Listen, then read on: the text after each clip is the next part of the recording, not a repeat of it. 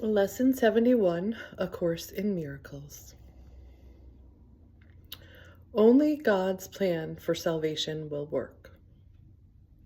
You may not realize that the ego has set up a plan for salvation in opposition to God's. It is this plan in which you believe. Since it is the opposite of God's, you also believe that to accept God's plan in place of the ego's is to be damned. This sounds preposterous, of course. Yet after we have considered just what the ego's plan is, perhaps you will realize that however preposterous it may be, you do believe in it. The ego's plan for salvation centers around holding grievances. It maintains that if someone else spoke or acted differently, if some external circumstance or event were changed, you would be saved. Thus, the source of salvation is constantly perceived as outside yourself. Each grievance you hold is a declaration and an assertion in which you believe that says, if this were different, I would be saved. The change of mind necessary for salvation is thus demanded of everyone and everything else except yourself. The role assigned to your own mind in this plan, then, is simply to determine what other than itself must change if you are to be saved. According to this insane plan, any perceived source of salvation is acceptable, provided that it will not work. This ensures that the fruitless search will continue, for the illusion persists, that although this hope has always failed, there is still grounds for hope in other places and other things. Another person will yet serve better. Another situation will yet offer success. Such is the ego's plan for your salvation. Surely you can see how it is in strict accord with the ego's basic doctrine. Seek, but do not find. For what could more surely guarantee that you will not find salvation than to channelize all your efforts in searching for it where it is not?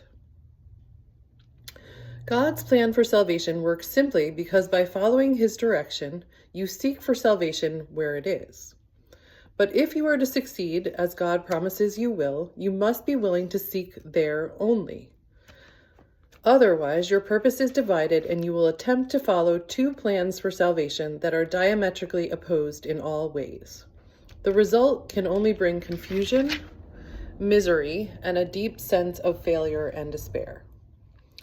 And I'm just going to say, this is coming from me.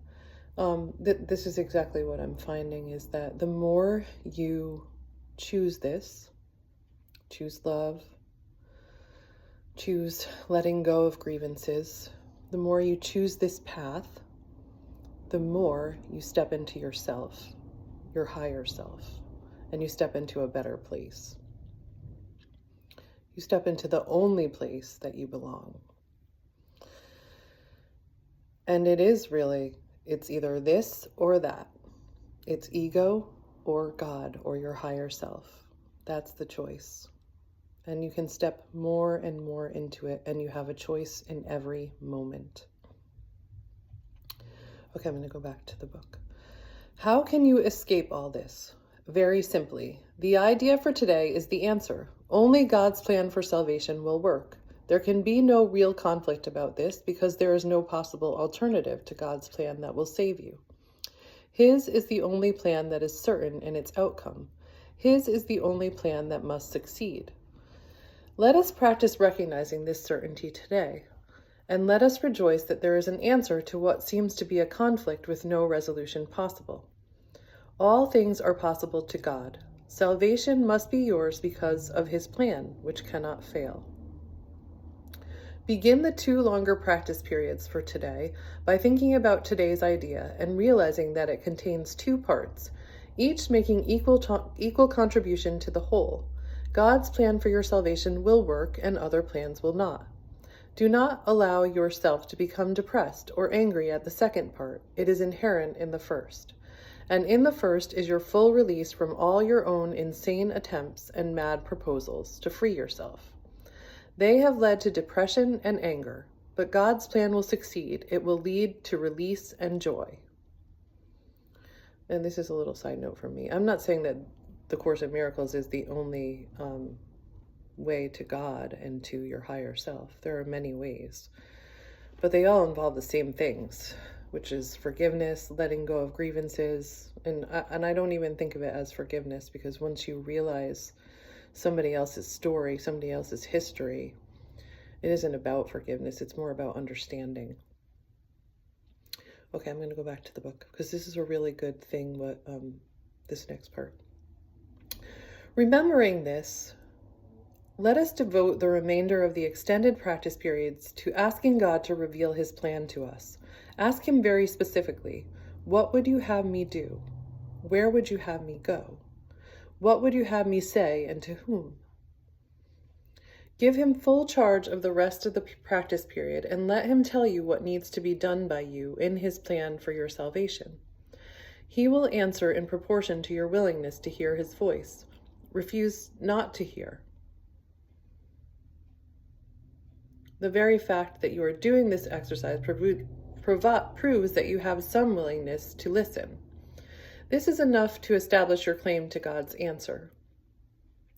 In the shorter practice periods, tell yourself often that God's plan for salvation and only his will work.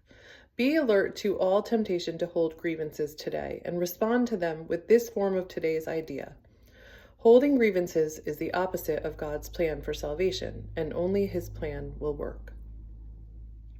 Try to remember today's idea some 6 or 7 times an hour. There could be no better way to spend a half minute or less than to remember the source of your salvation and to see it where it is.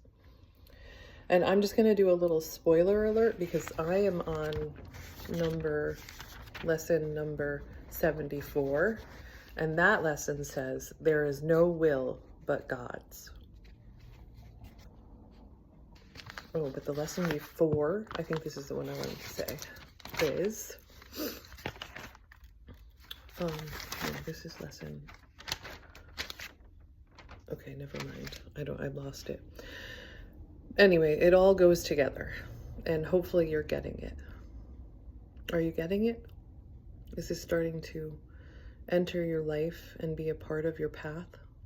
Because it really does speak to you and through you.